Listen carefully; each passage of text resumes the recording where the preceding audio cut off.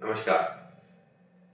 Post polio residual paralysis, famously known as PPRP, post polio residual paralysis में जो कि अब बहुत कम रह गया है, बट केसेस अभी भी बहुत होते हैं।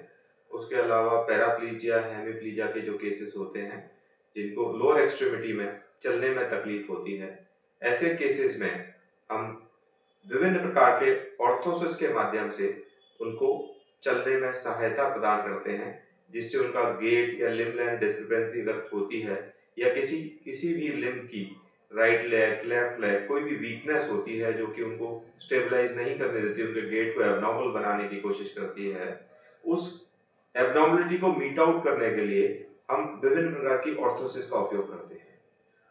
It can be an AFO, it can be a KFO, it can be HKFO and various other respiratory gate orthosis, RGO और कई विभिन्न प्रकार की ऑर्थोसिस इसमें होती हैं। हाँ, इन AFO भी अनेकों प्रकार के होते हैं, डिपेंडिंग ऑन कैसे हम किस तरह का जॉइंट उसके एंकल में यूज कर रहे हैं, डॉर्सिफ्लेक्शन असिस्ट कर रहे हैं, आर्टिकुलेटेड कर रहे हैं, हिंज कर रहे हैं, या हम सॉलिड एंकल कर रहे हैं, डिफरेंट तरीके के होते हैं। इसी सीरीज में आज जो हम लेकर आए हैं वो है KAFO, knee ankle foot orthosis, which is a very effective tool in managing lot of PPRP and paraplegia hemiplegia cases. मैं आपको दिखाता हूँ ये किस तरीके से होता है। इसके विभिन्न पार्ट आपको मैं दिखाने की कोशिश करता हूँ। ये उसका थाई शेल होता है जो कि थाई को कवर करता है, बट इस पार्ट में जनरली हम लोग एक इस्चिल सीट बनाते हैं जो कि पेशेंट का वेट जो है नी से ऑफलोड करके और इसको इस्चिल सीट से नीचे वेट को लेके जाती है। ये तरीका होता है। इसमें हम जो ग्रेटर टोकेंटर होता है, GT जिसे हम बोलते हैं, GT को भी इससे हम कंट्रोल कर सकते हैं। GT की इंस्टेबिलिटी को भी टू अ सर्टेन एक्सटेंट हम कंट्रोल कर सकते हैं। तो आजकल ऐसे मरीज जिनमें हिप की मसल्स भी थोड़ी वीक होती हैं, ग्रेड 1 ग्रेड 2 की हिप मसल्स अगर होती हैं, उस केस को भी हम काफी हद तक KFO के माध्यम से हैंडल कर सकते हैं। इस KFO में दूसरा जो पार्ट होता है वो होता है एंकल फुट ऑर्थोसिस का। It can be solid ankle also, it can be articulated also, it can be dorsiflexion assist, depending on case, किस तरह का केस है। सिमिलरली इसके जो नी जॉइंट्स होते हैं वो भी कई तरह के हो सकते हैं। It can be with drop lock, without drop lock, open knee joints if patient has good knee power, and it can be without drop lock as well.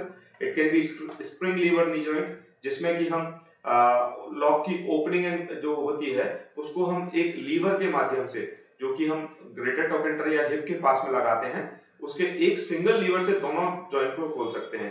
क्योंकि ड्रॉप लॉक के केस में जनरली पेशेंट को नीचे झुकना पड़ता है और नीचे झुक के इस तरीके से ये बटन, ये ड्रॉप लॉक को खोलना पड़ता है, तब ये KFO मुड़ पाता है। जबकि स्प्रिंग लीवर के केस में हम यहाँ पे हिप के पास में इस जगह पे एक लीवर देते हैं, उस लीवर को जैसे ही आप पुल करेंगे दोनों ही नी जॉइंट्स ओपन हो जाएंगे और पेशेंट चल पाएगा। जबकि जब खड़ा होता है पेशेंट, जब चलता है तो जैसे ही पेशेंट अपने नी को एक्सटेंड करेगा, लॉक अपने आप लग जाएंगे। इस तरीके के हम नी जॉइंट कैलिपर्स बनाते हैं। इस KFO को अगर हम ध्यान से देखेंगे तो हमने इसमें काफी रीइंफोर्समेंट भी कर रखे हैं, जिनके माध्यम से हम इसका वजन कम कर पाते हैं और इसकी स्ट्रेंथ को मेंटेन कर पाते हैं। ये एक आर्टिकुलेटेड AFO है जिसमें एंकल इस तरीके से मूव भी कर सकती है। ये उन केसेस में दिया जाता है जहां पर एंकल में स्टेबिलिटी होती है, बिकॉज जब हम फंक्शनलिटी को प्रेफरेंस देते हैं, we have to maintain a balance between functionality and balance, function and stability. So यहाँ पे हम अगर पेशेंट की मसल पावर थोड़ी बेटर होती है तो हम उसको फंक्शनलिटी में इम्प्रोवाइज करने की कोशिश कर सकते हैं। आई थिंक ये आपको अच्छा लगा होगा और आगे भी इस तरह के वीडियोस के साथ हम आते रहेंगे। यदि आप हमारे चैनल के साथ अपडेटेड रहेंगे, उसको सब्सक्राइब करेंगे, तो हमारे नए वीडियोस से आप मुखातिब होते रहेंगे। धन्यवाद।